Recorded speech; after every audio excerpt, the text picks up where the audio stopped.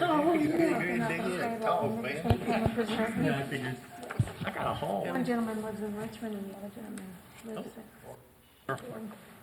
She was just signaling she was ready. Okay, we're ready too.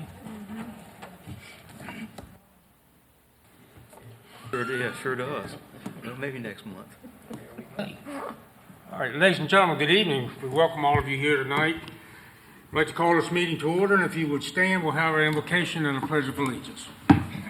Let us pray, please. Heavenly Father, we are grateful that you've given us an opportunity to come before you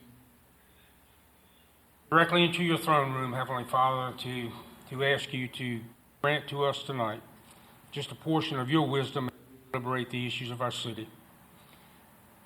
Lord, we are also ask that you would give a special portion of your comfort to those that have lost loved ones this week.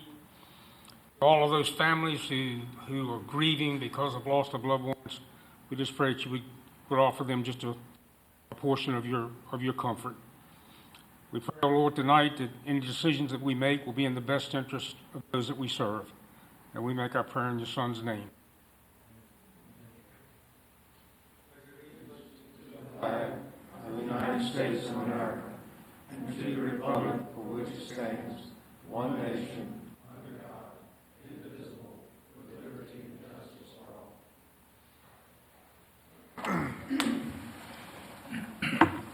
All right, our first item tonight is some special presentations, and our Assistant City Manager, Tanya, is going to make those introductions. Absolutely. Thank you, Mayor. Tonight we have Greg Miller and Logan Booth to present the results of our audit this year. I do have to apologize. We did have one slight change over the weekend, so we do not have the printed version, but we'll be working on those as soon as possible to get those versions to City Council as well as to the public and the school board. Greg, Logan, welcome. Good evening. Thank you for having us here. My name is Greg Miller. I'm director with Cherry Becker, and Logan is also. Yep, I'm the audit manager on the engagement for the city. Come with good news. Always. Okay. All right, so we're here this evening to kind of go through the results of our audit for the fiscal year 21. The slides over here on my right, I won't go through all the little placeholders, but essentially we were engaged by the city to perform an audit. An audit is a broad term. There's a lot of things people think an audit is. There's a lot of things people don't understand about what an audit actually is.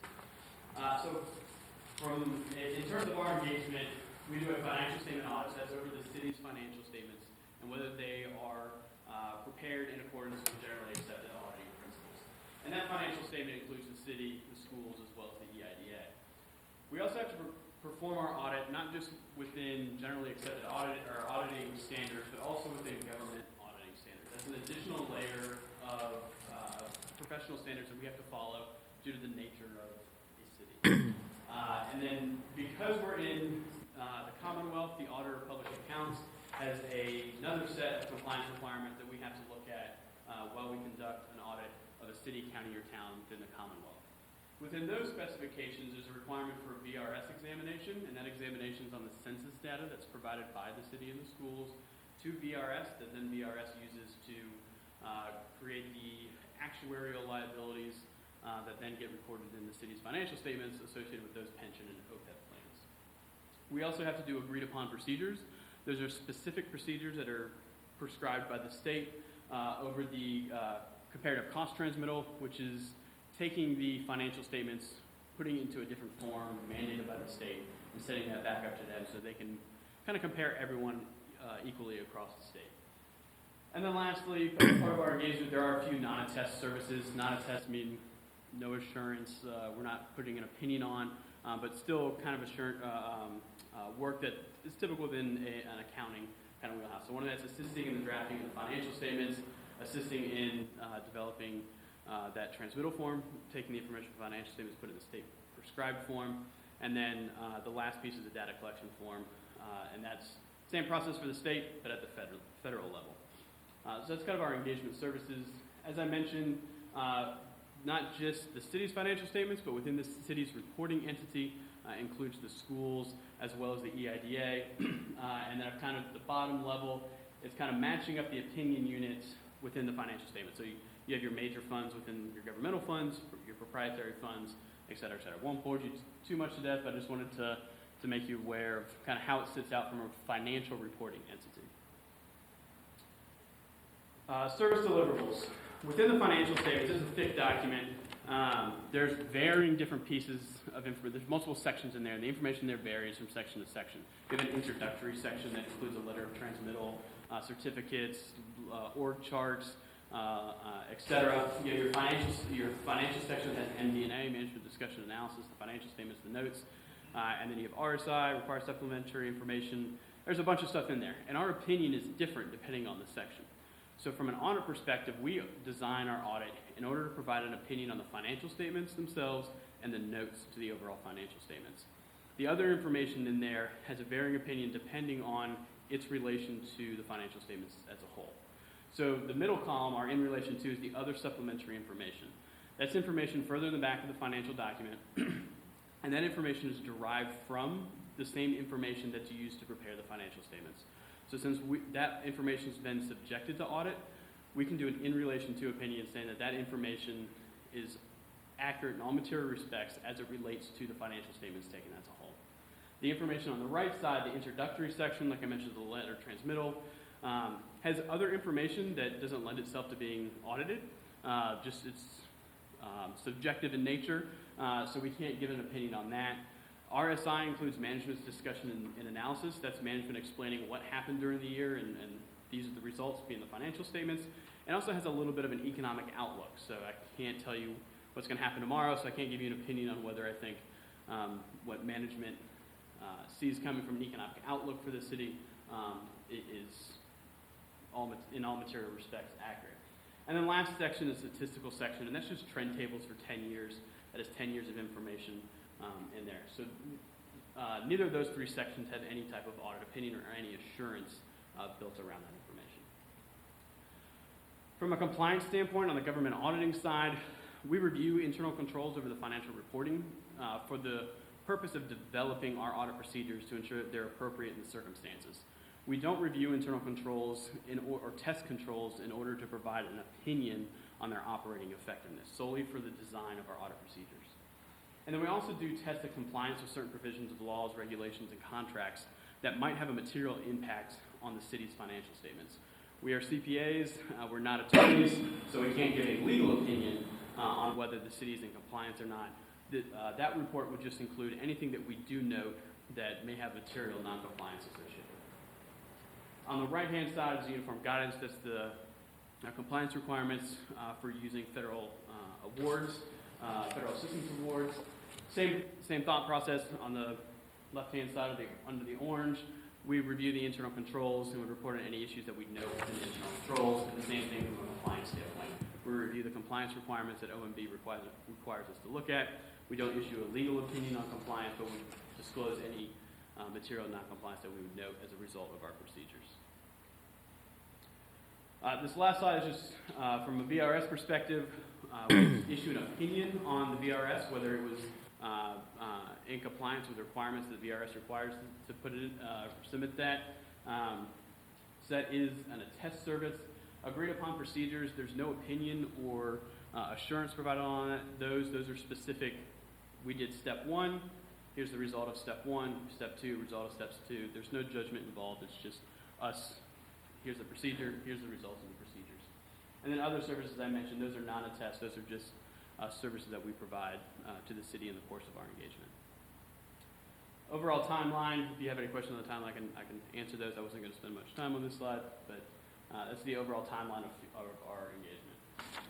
So the slide everyone wants to hear and see about, and I joke all the time that I need to move this to the last slide, because this is where we lose everyone after I get past this slide, is our engagement results.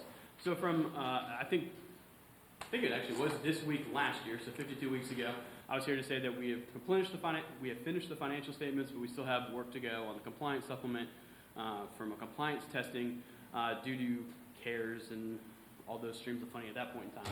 So I'm pleased to say that we're done this year. We'll be back in the same week. We're done with the financial statements, and this year we're also done with the compliance piece. I would like to give OMB some credit, but I can't give them but so much credit.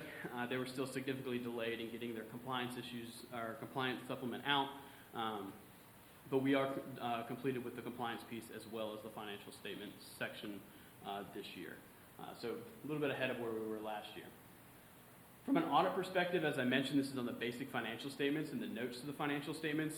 And our opinion of the financial statements is unmodified. That's the technical term. It's a clean opinion.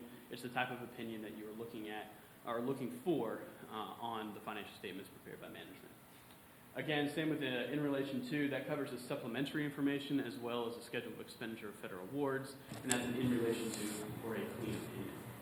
And then lastly, just a reminder that from the introductory, RSI, and statistical sections, those are not audited, and we do not issue an opinion on those sections. From a gas perspective, we did not identify any deficiencies in internal controls that we consider to be material weaknesses. If we would, those would be included in that report. And then also, we did not identify any non-compliance that would be material to the financial statements taken as a whole.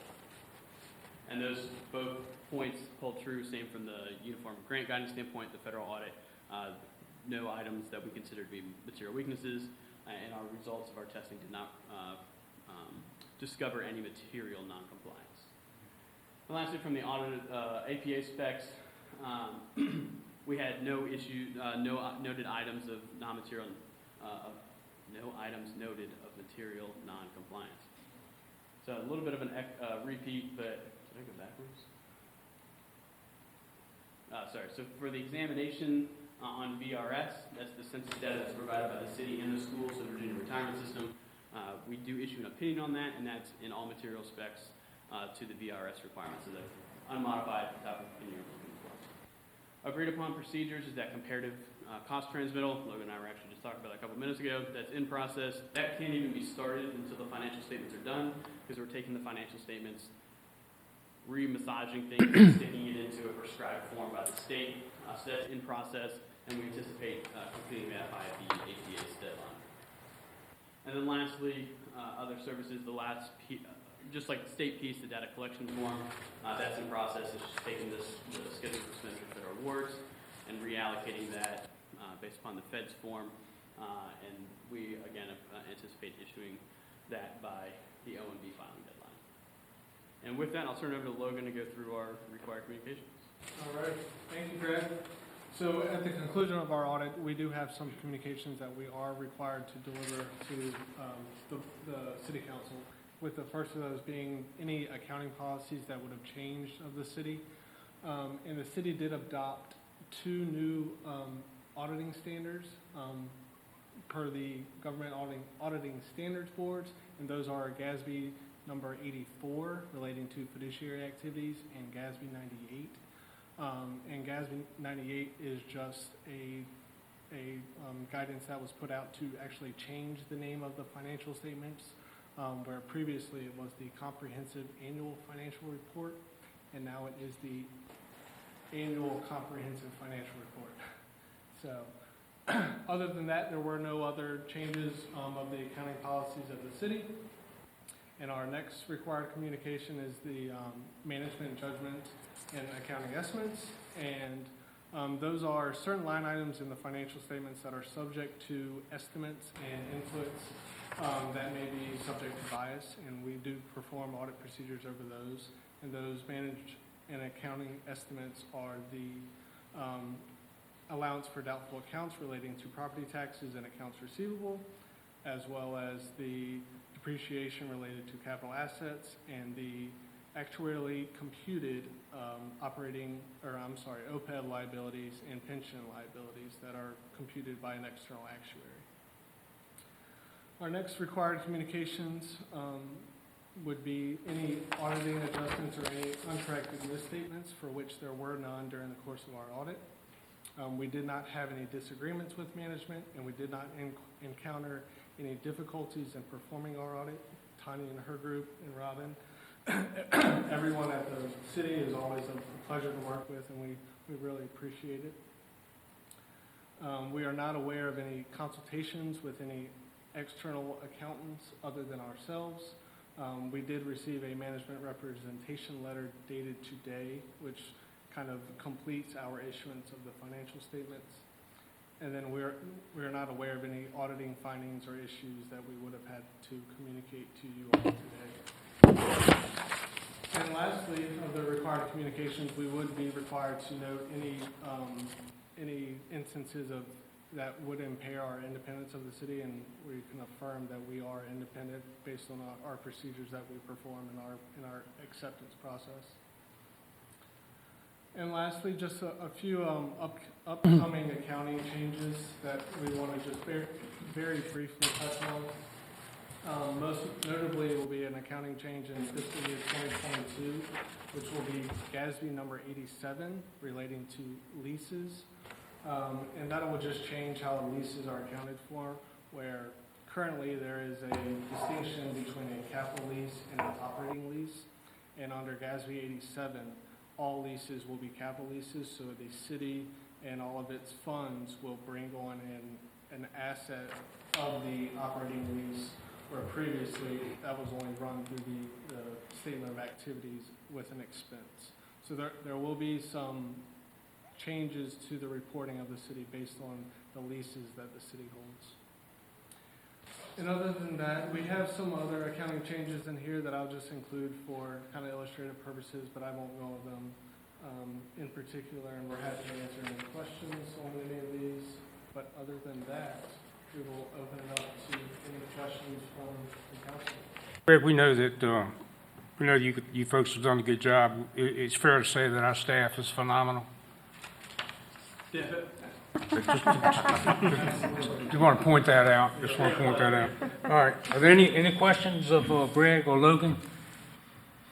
If not, gentlemen, thank you very much for being here. We appreciate what you've done and are continuing to do. Thank you. Same to you.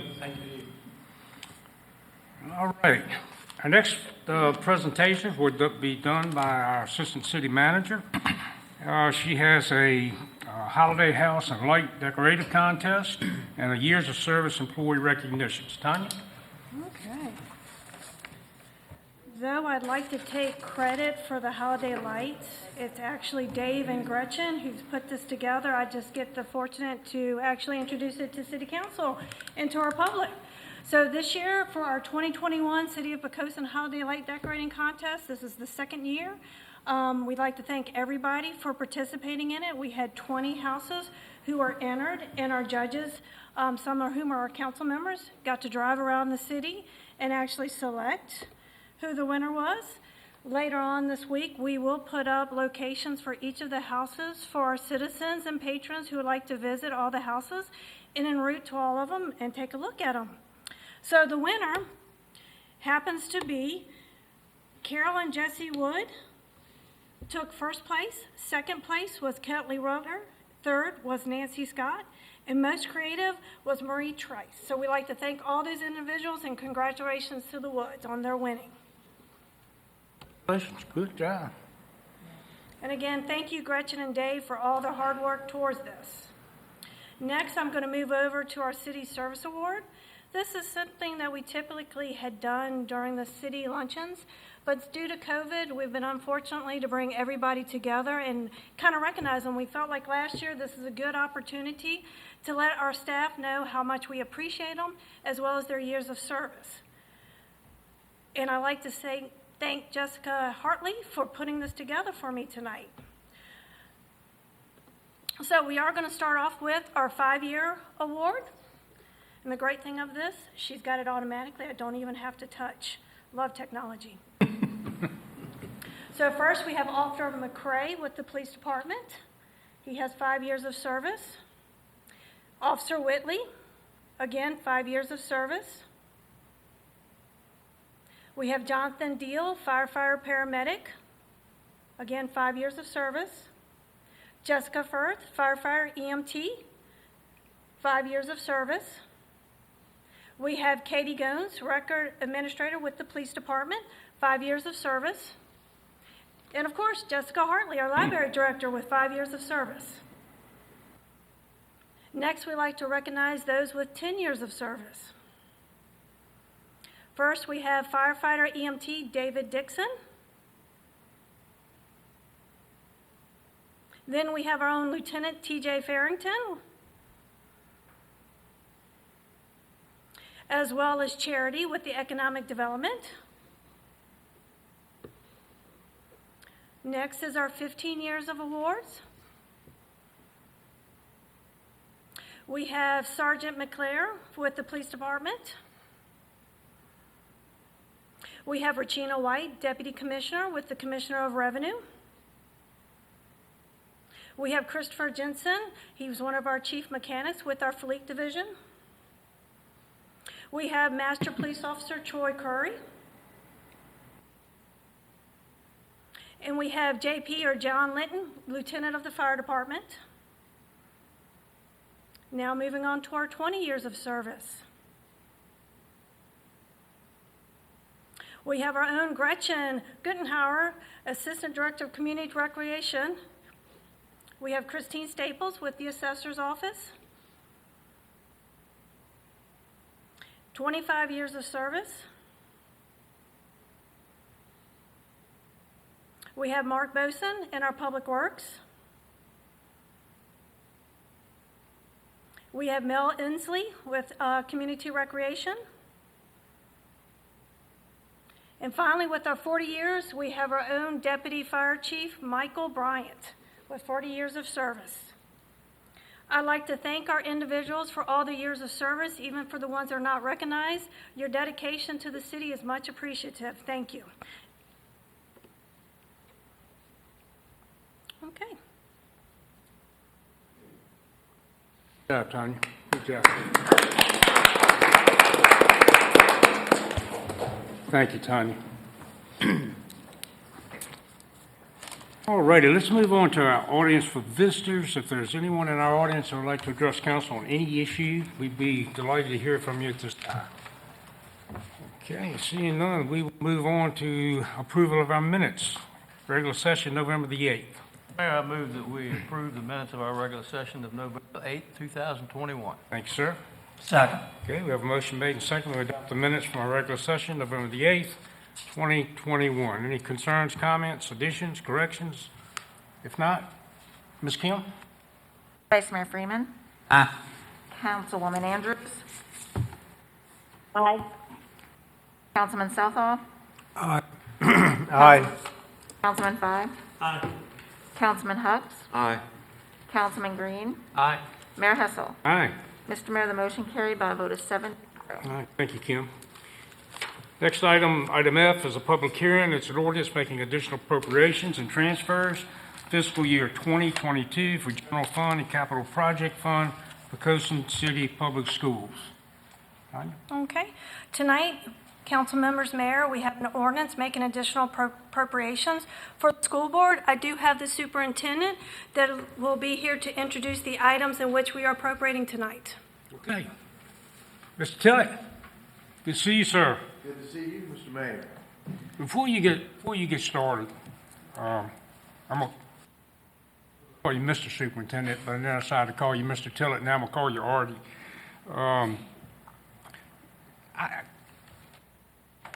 I probably have already said this to you, but I should say it again. We've had a really rough year, and I know that the schools have had a challenging year. But I think it bears saying that with your leadership, the leadership of your staff, and the dedicated teaching staff that we have, children of Poquoson, I don't think have lost out on any education. I believe that. And so if you would pass that on to your staff and make sure the teachers know how much we appreciate the sacrifice, and our kids have sacrificed as well. So just want to let you know that. I sure Okay, will. thanks, sir. Thank you, Mr. Mayor. Mr. Mayor, may I add Yes, to sir. that? Yes, sir. I'd like to echo the comments of the mayor. I believe we can all agree that when it comes to our children, we can do no better than to support the school system and those that work within it. The education and well-being of our schools is number one for everybody in Poquoson, and extremely important is their safety, which we're all number one. And if I'm indulged for an extra minute, Yes, Mr. sir. Mayor, it's for this reason that when I heard about that traffic congestion, I know we're going to go into detail in a little bit. At the high school, I was concerned, and because I was looking at cars and we got students walking, I go, there's that's a combination that's always hazardous. So I wanted to go down and see what was going on. So I took it upon myself on the week after Thanksgiving break and went down there to just observe from a distance. I couldn't see too much from a distance from the community center parking lot, so I moved up a little closer and got to see a little bit what was going on there. I was happy to say that Resource Officer Dana Biggs came out and greeted me. We had a nice discussion on what was going on. He explained to me the intricacies of the drop-offs and the buses and stuff like that. And he invited me back. He says, you need to come and sit where I stand up there on the sidewalk. So I took him up on that. And the next day I went back and I got to meet the principal there as well. He was an excellent gentleman. I never felt so old as talking to a young man like that. But we got to stand there and got to see exactly what was happening. I have to say that the bus drivers are excellent in the way they performed. It looked like the Thunderbird demonstration team. They were so coordinated. They pulled up one beside the other at exactly 6:55. The doors opened. The students debarked right onto the sidewalk and into the building. At about 6:58, those doors closed and they started proceeding around the loop and out. And by 7 o'clock, they were out on Odd Road, turning right to make it easier for everybody else to get in. And that's when things started going south, because at that point you could see about 15 or more cars lined up from the north, and I don't know how many from the south. But as time went on, by about 10 after 7, there were probably 20 plus cars in each direction. So far from the south, you couldn't even see them because of the trees. There's an issue there. I was there with Officer Biggs and the principal, and then Mr. Sproul, who was band director, who's been helping there from what he said, 25 years with the bus detail. It was long, it was hard. The students were coming and going, and they said that it was an unusual day because it went a little longer than normal. But the final student probably departed from the school, and they never interfered. Things were running pretty smoothly. They got out there, and the only time that Officer Biggs stepped off the pavement was basically to stop traffic so students could pass from the parking area into the school itself, because you can't have them doing both. And I'm just hoping that the trail that goes around back, or the new loop that's going to go back there, helps solve that problem. I know that the engineers can be working on the drainage issues and the kids the students crossing the road in order to get to the school. So I'm in favor of that. So just want to say I was down there, I saw that, I learned a lot from the individuals involved, and pats on the back to all of them. So looking forward to hearing your presentation, sir. Great, thank you very much, Mr. Fye, appreciate that, and Mr. Mayor for your comments. Yes, sir. I have heard it said that you can judge the quality of a community best by how it takes care of its youngest and oldest citizens. And if that's the benchmark, Poquoson is the best there is. I've been here only for 19 months and spent a 30-plus year career in another community that I thought did it better than anybody else until I got to Poquoson. This is as good as it gets. Your support for kids in this community and their families is second to none. I tell it everywhere I go. So I just want to say publicly, thank you for all you do and the commitment you have to our children and their families. So tonight, we're here to request the reappropriations of carryover funds. It's not an uncommon thing to do at this time of year, because it's hard to slide into home plate at zero. There's either not enough money or a little extra based on how you spend the money during the year. And last year was certainly unprecedented in how schools functioned all around the world. But we, at the close of the year, found ourselves with a $1,136,439 surplus from a variety of reasons. I like to say we're frugal and careful in our spending and good stewards of the taxpayers' money.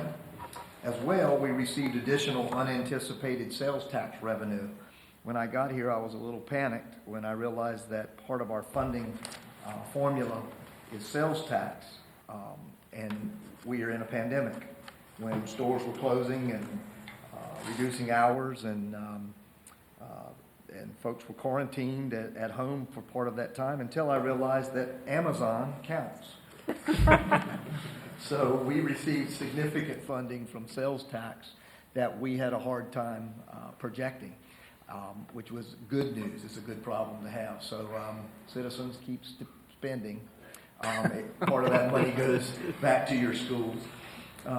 As well, we had fewer substitutes available and necessary with the novel year we experienced. Fewer extra bus runs, a decrease in utility and bus maintenance costs, vacancies that were unfilled, no travel for professional development, and other COVID funding that we've talked about over time from the federal government and state government to purchase materials, supplies, virtual learning software and hardware, and this goes on. So what we're requesting tonight is to reallocate those funds, $21,727 to be used for the required match for the state technology fund, and that comes every year. $296,545 to provide a one-time bonus for our current full and part-time salaried employees, which we're very excited about. $214 towards the purchase of 2 bus replacements. Currently, just for information purposes, there are 6 of our fleet that exceed the state recommended replacement age of 15 years and have an average mileage of over 221,000 miles. This would allow for the retirement of some of these older buses. $175,000 for the Poquoson High School traffic loop that Mr. Fye spoke about to allow one-way traffic for buses and/or parents drop-off during arrival and dismissal times, which would certainly help to alleviate the traffic congestion on Odd Road. And finally, $429,167 toward the Poquoson Middle School Modernization Project. This project has experienced significant change orders due to the age of the building and undetermined challenges that would come from additional asbestos abatement to buried oil tanks in the front yard, and the list goes on. With the property built originally, I believe, in 1932, 1933, and I think 11 renovations. The challenges have been significant, but this is going to be a beautiful facility when it's finished, and we're ahead of schedule, so that's very good news.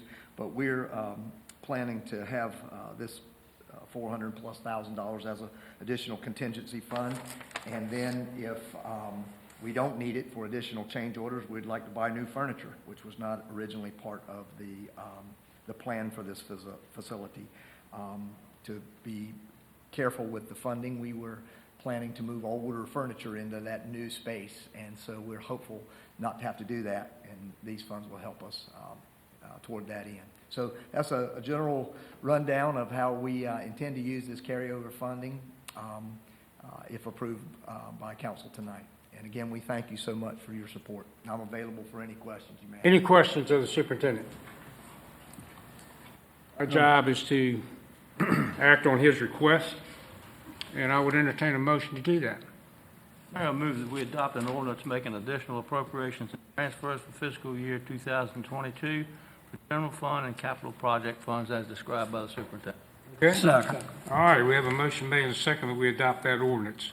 Any questions, concerns, comments? Seeing none, Ms. Kim? Councilman Green. Aye. Councilman Hucks. Aye. Councilman Fye. Aye. Councilman Southall. Aye. Councilwoman Andrews. Aye. Vice Mayor Freeman. Mayor Hessel. Aye. Mr. Mayor, the motion carried by a vote of 7-0. Thank you, Kim. Thank you, you, Mr. Mayor, Artie. Council. Thank you, sir. All right, let's move on to item 2. It's a request for a zoning amendment by Bob Moses of Fountains of Poquoson, owner and applicant, to revise the terms of rezoning number 5116 from B2 Business to VC Village Commercial of 2.37 acres of property located on the west side of Wood Creek Road, immediately to the south of TJ's Sports Tavern, and identified further as tax map parcel numbers 27-092 and 27-18-2. Tanya? Thank you, Mayor, City Council. We have Wally Horton tonight, Director of Community Development, that is going to introduce the request for the rezoning. Thank Wally? you. Thank you. I think I'll be pretty brief tonight. You've got the memo, and you've got the approval and denial resolution, and you also have a a clip out of part of the concept development plan that shows phase 3. And I'm looking for my PowerPoint presentation here, which,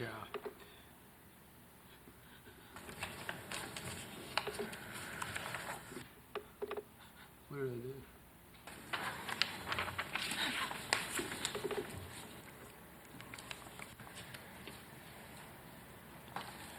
Essentially, what we're doing here is, and I'll pull up the phase 3 sort of clipped out section, is phase 3 encompasses the area of buildings 4, 5, and 6. 6 to be in the commercial building, 4 and 5 being the residential buildings in phase 3. And I'm going to read you directly off the application here. But basically, the applicant is requesting the removal of condition number 3, which states prior to site plan approval, a boundary line adjustment plat must be prepared and recorded, vacating all property lines, dividing the properties in question. The reason that this condition existed in the first place, just as sort of a brief background, if you look at this exhibit and you look at that narrow section up at the top, that's phase 4. Phase 4 originally was going to be all residential. Now it is a 2-to-1 ratio of residential to commercial. So really, this condition number 3 that we're talking about getting rid of tonight is no longer needed to preserve the 2-to-1 ratio, because each phase is going to already have 2-to-1 ratio of residential to commercial dwellings. Furthermore, all other conditions will be unchanged. The change is necessary to allow interior property lines to be placed between these buildings here for the purpose of bank financing requirements, so that they'll each be on their own separate deed. So that's really what's going on here. The Planning Commission recommended 4-2 approval of this to the council. From that point, I'll be happy to take any questions you might have. The applicant is also here today to answer any questions. Before we do the public hearing, any questions of Wally? Go ahead, Keith, I'm sorry. When listening the other night at the Planning Commission meeting, basically the buildings are built kind of irregardless, if that's a word, of where the property lines were, but now we want the property lines to match where the buildings are going to be. Yes, the property lines will match where the buildings are going to be. As far as all the setbacks and landscaping and things that we generally require on site plan, we'll regulate that as part of our site plan review. Okay. What we have here tonight, Wally, what we're dealing with here tonight, is any violation, any issue, any problem we need to be aware of? No, From your standpoint, and we Not- can ask not Mr. from Moses my- after we open the public hearing. not from my standpoint. Okay. We'll get to the point of figuring out, the setbacks and everything when we get to the site plan approval. But this is really just for permission for him to place those lines at some Okay. future point. Okay. All right. Any other- Gordon, Yes, sir. I do have one question. If we do this and they have their separate property lines, okay, will spacing between the buildings allow for the separation for setbacks and so forth as they're placed? Yes, there is enough room to make it happen. Now, Okay. we'll need to sit down, like we always do with Mr. Moses, who's the principal of Fountains LLC, and work out all the details. But yeah, there is enough space. I was worried about that because as it is now, they would all be within the same property because I understand the financial problem, refinancing, okay? But I was concerned that when you put the property lines in there, then you might run into setback requirements. Right, they'll be close in some areas, but I think we can make it. Okay, other questions, comments? Okay, thank you, Wally. Let's open the public hearing then and ask if there's anyone in the audience that would like to address this rezoning request. Bob, how about you? Thank you, council. It's great to see you all again. I haven't See seen you in you. a while. I'm happy to answer any questions you may have. This elimination of that one stipulation will allow me to bring in other investors to move forward this development without having to refinance the structures that's already there. That's been the limiting case. We had one bank willing to do it, COVID hit, and they moved out of the city. So we need to move forward with this development. It means a lot to the city. It means a lot to myself and my family who have invested heavily in this venture. And I think this stipulation being removed will allow us to do it. All right, thank you, sir. Any questions for Mr. Moses? Okay. Thank you, Bob. Thank you. Happy holidays. Same to you. All right. No comments. We'll close the public hearing. Someone have a motion? Mayor, I move that we adopt a resolution, approval resolution to approve the modification of the terms of rezoning of 2.37 acres of property located on the west side of Whiff Creek Road, immediately to the south of TJ Sports Tavern, tax map parcel numbers 2709-002 and 2718-002. B2 business to VC Village Commercial. Second. All right. Thank you, buddy, bud. Yeah, that's a tough one. I ought to get paid extra for that one. Yeah, I'm telling you. Okay, we have a motion made and seconded. Any comments? Any concerns? Questions? None? Kim? Councilwoman Andrews? Aye. Councilman Fye? Aye. Councilman Southall? Aye. Vice Mayor Freeman? Aye. Councilman Hucks? Aye. Councilman Green? Aye. Mayor Hessel? Aye. Mr. Mayor, the motion carried by a vote of 7-0. All right, thank you, Mr. Kim. All right, let's move on to item G, old business. One item, a conditional use permit requested by CBC Rental LLC back from last month. Ms. Tanya? Mr. Mayor, City Council, last month on November 8th, a motion was put forward to approve a resolution. However, that resolution was not approved. However, we still owe the applicant, CBC Rentals, a decision of denial. So put forth to you tonight is a recommendation to move forward with the denial of the CUP. And last month, I should have picked up on that, quite frankly, and I did not do it. So my apologies for that. So you've had a good explanation about what we're doing with this item, so if there's a motion, please. Just one further Sure. question. Yes, sir.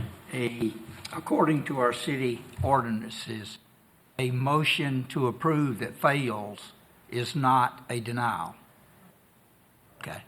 Just wanted to make sure we all understood. You either have to have an approval or denial. You didn't have either one. Motion Okay. failed. Okay, the motion? I'll make a motion. Okay. I move that we pass a resolution denying a conditional use permit for the conversion of office units to a maximum of 10 housing units at 538 Whiff Creek Road, tax map parcel 18, TAC 1, TAC 59, Zone B2, business commercial. Second. All right, a motion made and second that we deny the resolution. Any concerns or comments, any more questions? If not, Kim, please. Councilman Fye? Yes. Councilwoman Andrews? Aye. Councilman Green? No. Vice Mayor Freeman? No. Councilman Southall? Aye. Councilman Hucks? Aye. Mayor Hessel? No. Mr. Mayor, the motion carried by a vote of 4-3. Thank you, Ms. Kim. All right, let's move on to new business. There's a resolution of the Poquoson City Council approving of the city's participation in a proposed settlement of opioid-related claims against McKisson. Hope I pronounced that right. Cardinal Health, have no Amerisource Bergen, Janssen, and their related corporation entities, directing the city attorney to execute the documents necessary to effectuate the city's participation in the settlements. And we talked about this last month as well, and you know, it's not only that we have a dog in the fight, but Wayne, do you want to touch on that just a tad? Very briefly, Yes, sir. once you indicated your approval, we conveyed that there is a central clearinghouse that handles all of the participants' application. So we responded to that and put in the fact that the city was favorably inclined to join. They require a resolution designating the authority to execute what would be called a memorandum of operation, when they'll forward us, here's the steps that we're going to take, here's what you'll be doing. So I need a resolution in order to authorize me to execute those documents to complete our registration with the Central Clearinghouse and execute the memorandum of understanding as to how the procedure will go forward. Okay, we're about to give you what you want. Is there a motion? Mayor, I move that we adopt a resolution of the Poquoson City Council approving of the city's participation in the proposed settlement of opioid-related claims against Cardinal Health, AmerisourceBergen, Janssen, and their related corporate entities, and directing the city attorney to execute the documents necessary to effectuate the city's participation in the settlements. Okay. Second. All right, we're motion made second, we adopt the resolution. Any concerns, comments regarding the resolution? If not, Ms. Kim? Councilman Hux, Aye. Councilman Southall, Aye. Vice Mayor Freeman, Aye. Councilman Green, Aye. Councilwoman Andrews, Aye. Councilman Fye, Aye. Mayor Hessel. Aye. Mr. Mayor, the motion carried by a vote of 7-0. Thank you, Kim. I forget that you're in the wall, Jana. Let's move on to item two. I'm sorry, what? I said I forgot that you're in the wall. I apologize. You're behind me in the wall. I don't know if you got that or not. Anyway. Ordinance authorizing the city manager to accept the Burn Justice Assistance Grant and making appropriation for fiscal year 2022 for the general fund. Tanya? I'd like to introduce Chief Cates to present this ordinance to City Council. Good evening. How are you? Doing well. Good. Hope Good the to same see you, to sir. Each year, the Department of Justice, through the Burn Justice Assistance Grant Program, makes federal funds available to localities to help support efforts to reduce crime and improve public safety. And the Virginia Department of Criminal Justice Services has been designated by the federal government as a middleman, so to speak, for a portion of that money. They use a formula that designates which locality gets how much money. 2018 JAG funds were held up in litigation that the City of Poquoson was not involved with, but that's why we're bringing before you now 2018 funds 3 years later. That was settled, and we received notification at the end of October that the city had been awarded $2,058 from the Justice Assistance Grant. In our continued efforts to better serve our community, particularly through officer safety and welfare, what we would like to use these funds for is to purchase load-bearing vests for some of our members that don't yet have those, that redistributes some of this heavy stuff on the hips to other places to relieve some of the stress and tension on hips and lower back. And so before you tonight for your consideration is an ordinance authorizing the city manager to receive and appropriate these grant funds for fiscal year 22. Well, how many of these vests will that amount of money purchase? About 5. Then how many do we lack so that everybody has I one? knew you were going to ask that after I I won't. left the office today. I don't need to know. I don't need to know tonight, but We're probably about halfway through, and because what we're doing, it was when they originally started transitioning, that happened before I got here. The plan was to, as the vests were replaced, the vest program is on a 5-year replacement program for the integrity of the vest, it's for the panels within the vest. And the plan was put in place that as the vests were replaced, they were upgraded to the load-bearing vests. And so we're probably about halfway through that program. This would accelerate us to get about another 25% of the program accomplished. And then over the next couple of years, we'll finish that out with the replacement of the vests that are approaching their expiration date. Gotcha. Okay. Any other questions of the chief? Okay, thank you, chief. Appreciate you being here. Okay, we need a motion for this ordinance, please. Mayor, I move that we adopt an ordinance authorizing the city manager to accept the Burn Justice Assistance Grant and making additional 2022 for general fund. All right, motion made and second that we adopt the ordinance. Any concerns, comments, questions? If not, Ms. Kim. Councilman Southall, Aye. Vice Mayor Freeman, Aye. Councilman Hux, Aye. Councilman Green, Aye. Councilman Fye, Aye. Councilwoman Andrews, Aye. Mayor Hessel. Aye. Mr. Mayor, the motion carried by a vote of 7-0. Thank you, Kim. Okay, our last item is a resolution making an appointment to the Virginia Peninsula Public Service Authority. Mr. Green? Yes, sir. Mr. Mayor, I move that we adopt a resolution making an appointment to the Virginia Peninsula Public Service Authority and with the name John T. Anderson inserted. Okay. Second. All right, we have a motion made and second that we adopt the resolution, Anderson's name inserted. Any concerns regarding that? If not, Ms. Kim? Vice Mayor Freeman, Aye. Councilwoman Andrews, Aye. Councilman Southall, Aye. Councilman Fye, Aye. Councilman Hux, Aye. Councilman Green, Aye. and Mayor Hessel. Aye. Mr. Mayor, the motion carried by a vote of 7-0. Thanks, Kim. Comments of our Assistant City Manager? Yes, thank you, Mayor, council members, Vice Mayor. First of all, in November, City Council approved the use of fund balance for our employees to do a retention bonus. At the beginning of December, they did receive those checks, so I'd like to thank y'all for taking those measures. The checks were well received and appreciated very much by the employees. Also earlier today, we did the ribbon cutting for the CVS. We're excited to have them here in the city, and we hope for much success for both CVS and continued success for Rite Aid. I'd also like to thank City Council on their continuing support to myself and staff as our city manager is at home recovering from his surgery. We wish Randy much speedy recovery. He came into the office today. So we were glad to see him and look forward to seeing him in the future days coming. And then also I'd like to wish everybody a happy holiday, a safe New Year's, and look forward to seeing everybody next year. All right. Thank you, Tony. Bud? Yeah, Gordon, first I'd like to thank all the citizens at home and those who came to council tonight for paying attention to the city government. And relative to a holiday lights program, I think the citizens of Poquoson have done a fantastic job.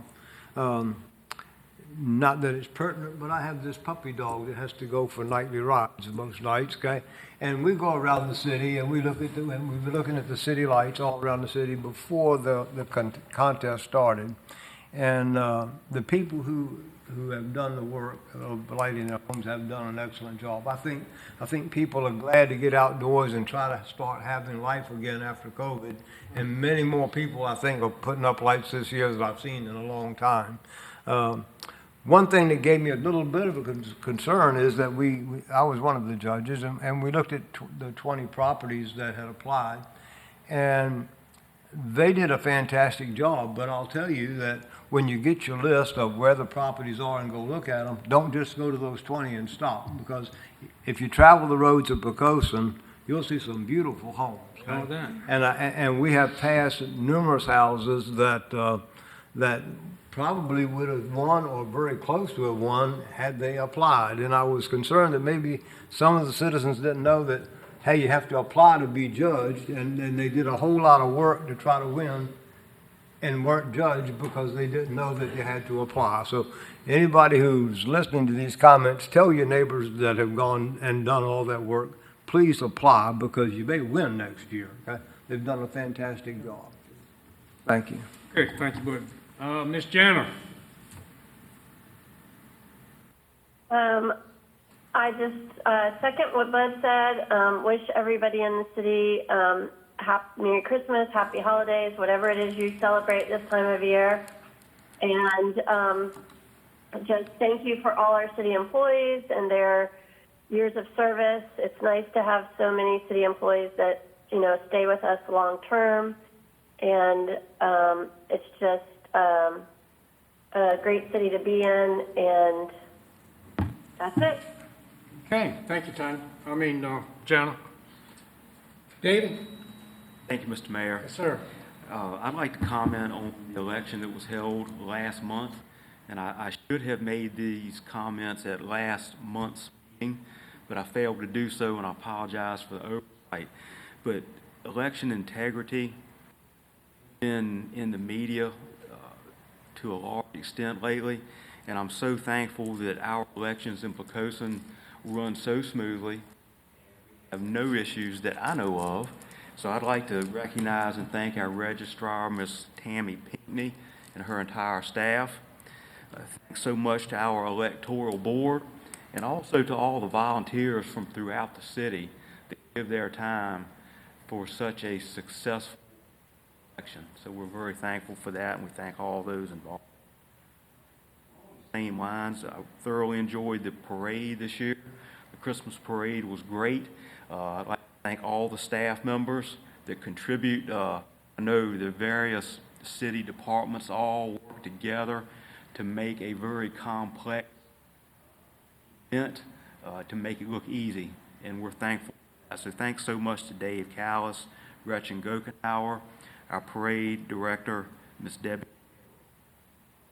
Having that again this year after having to cancel.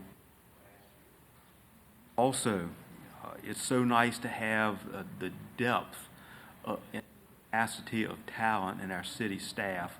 I'd like to thank Ms. Robin Bellamy, and the fruits of her labor were obvious and evident tonight from our audit findings, which were excellent. Thanks to Tanya for filling in for Randy while he's out. Just to use a sports term, it's so nice to have the depth on the needs arise. We have people with the capacity to step in and keep things running. Lastly, I'd like to say hello to Randy and miss you tonight, buddy. Look forward to having you back with us. Thank you, Mr. Mayor. All right, Dave, thank you. Buddy? There are a couple of things I'd like to echo what David said about the parade. It was just fantastic. Was it good? And the staff did a great job in organizing that. And I tell you, you could tell people were anxious to get out there and see it, because the Exchange Club that runs a coffee and a hot drink ran out of stuff before the parade started. So it was well attended, and it was a great parade. I'll tell you, it was a super parade. I'd also like to remind everybody that the mobile food pantry this month is early. It's going to be on the Tuesday, the 21st of December. Our host bank or Kirkland Presbyterian Church. It starts at 10 o'clock and ends at noon, and it'll be another drive. Everybody come out, because we're going to be off turkeys again. We got turkeys for Thanksgiving and Christmas, so we'll have plenty of turkeys to give out. And Well, that's a great program that you're involved in, Pat's involved in, and other folks that are involved in. If you've never had the opportunity to help with food bank, I encourage it. It will, in some cases, break your heart. In other cases, it'll make you feel very good. Thank you, buddy, you and Pat, for that, and all those who assist you. Keith?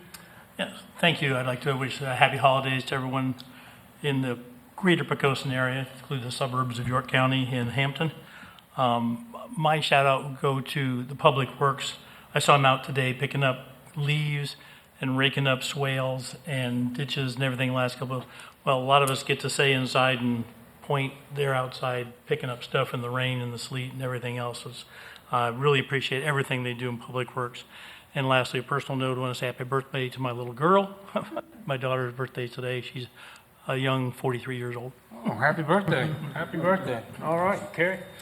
I really have nothing else to add. I think everybody covered it pretty good. In addition to the parade, the night before was the Christmas tree lighting that had the biggest crowd that I've ever seen out here at the Christmas lighting. So I think people want to get out and do stuff. wish everybody a Merry Christmas and Happy Holidays. All right. Tanya, thank you for not only filling in, for just being with us. Phenomenal job that you do. I know Randy's watching. I fussed at him this afternoon. I didn't think he should have been here, but he kind of told me, you know, to mind my own business. And so whatever he wants to do with his knee is all right with me.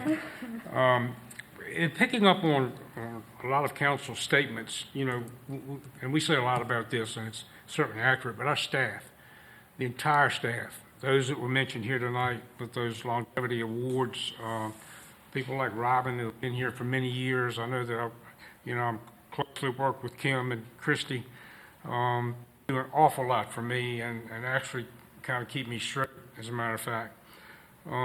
So we've got an outstanding environment to work in.